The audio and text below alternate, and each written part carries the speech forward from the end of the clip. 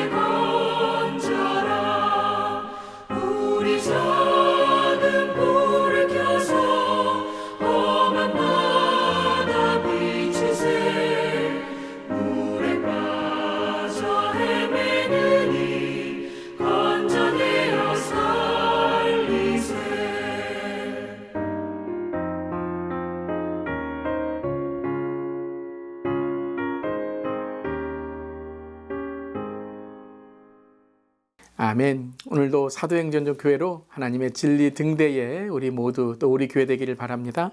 오늘 말씀은 사도행전 15장 12절부터 29절까지의 말씀 함께 나눕니다. 하나님의 말씀입니다. 온 무리가 가만히 있어 바나바와 바울이 하나님께서 자기들로 말미암아 이방인 중에서 행하신 표적과 기사에 관하여 말하는 것을 듣더니 말을 마침에 야고보가 대답하여 이르되 형제들아 내 말을 들으라. 하나님이 처음으로 이방인 중에서 자기 이름을 위할 백성을 취하시려고 그들을 돌보신 것을 시므온이 말하였으니 선지자들의 말씀이 이와 일치하도다.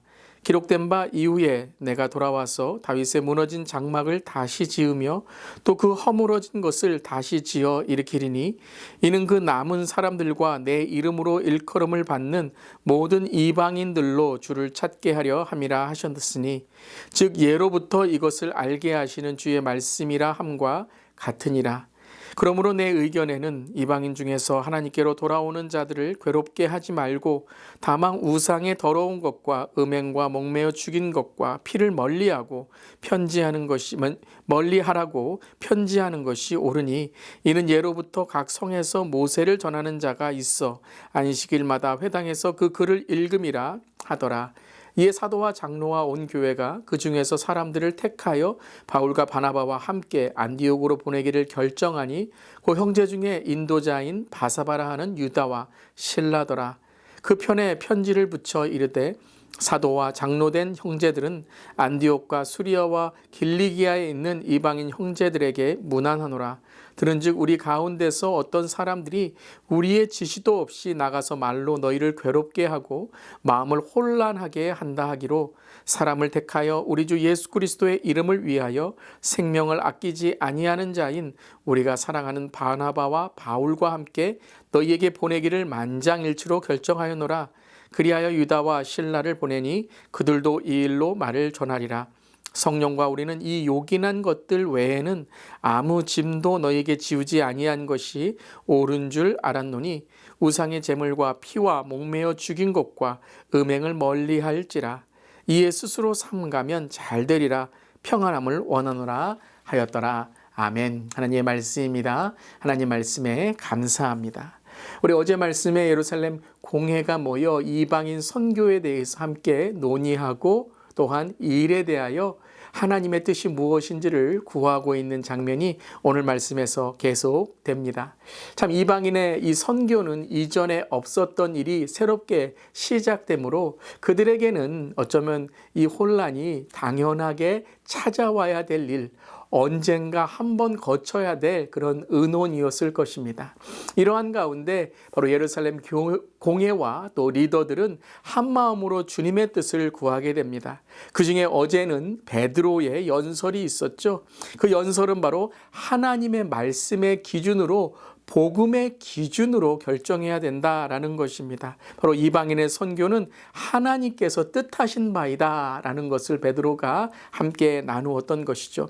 그러므로서 오늘 말씀에서는 바울과 바나바가 하나님이 이방인에게 행하신 성령의 표적과 기사들을 증언하게 됩니다. 즉 이방인들에게도 하나님께서 성령을 허락하시고 성령의 능력이 임하게 되었다라는 것이죠.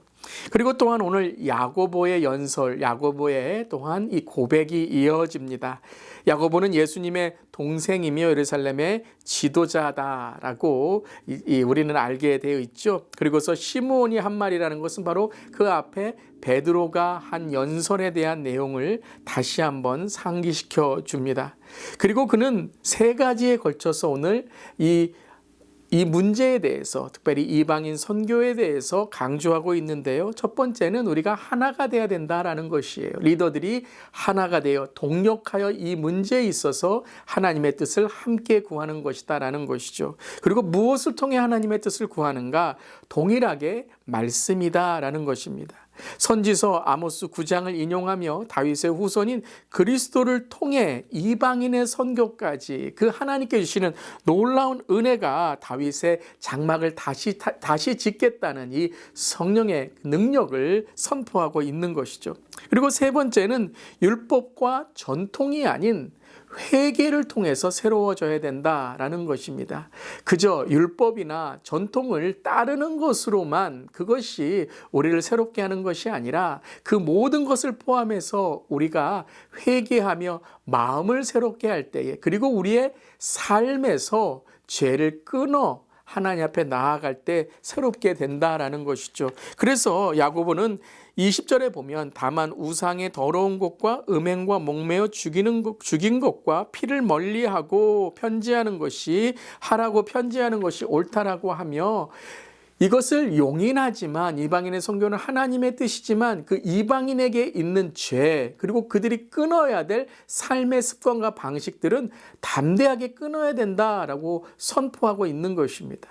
참 이것이 지혜롭습니다. 그들을 받아들이고 이방인의 선교가 하나님의 뜻이지만 또 다른 하나님의 뜻은 무엇인가? 그들이 하나님의 백성으로 거룩하고 정결하고 깨끗한 삶을 살아가야 된다는 것입니다.